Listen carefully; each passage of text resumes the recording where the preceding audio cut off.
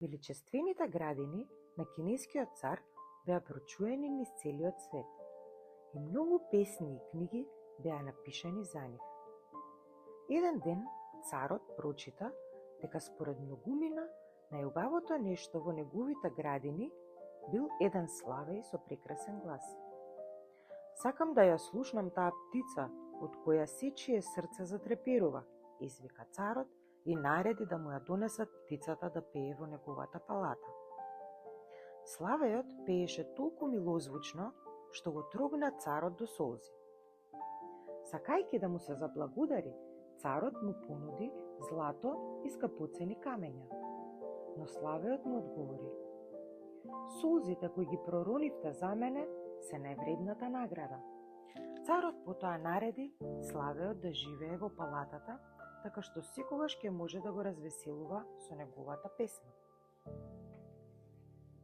По некое време царот доби скапоцен подарок од јапонскиот цар – златна музичка кутија во форма на птица украсена со скапоцени камења.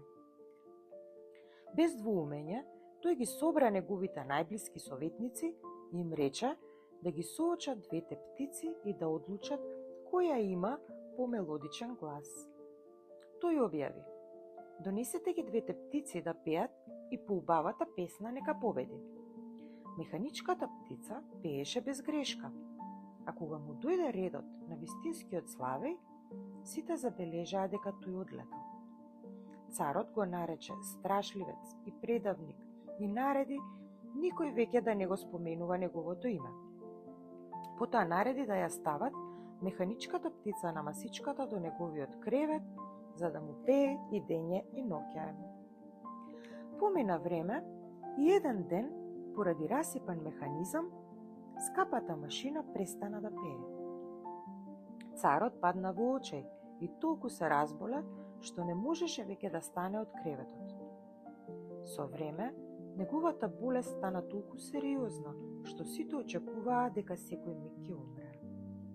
Сепак, едно утро, вистинскиот славеј влета низ прозорецот во неговата одаја и почна да му пее со глас дури и помилозвучен од оној на кој се сеќаваше царот.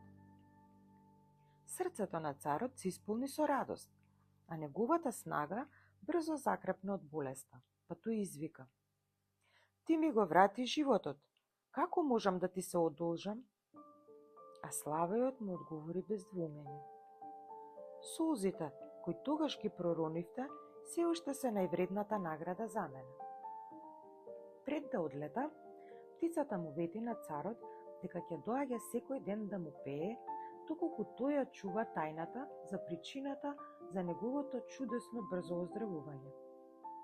Подоцна, кога дворјаните влегоа во одајата на царот, подготвени да му оддадат последна почит, многу се исплашија кога го видоа како скокнува од креветот и весело ги поздравува: добро утро!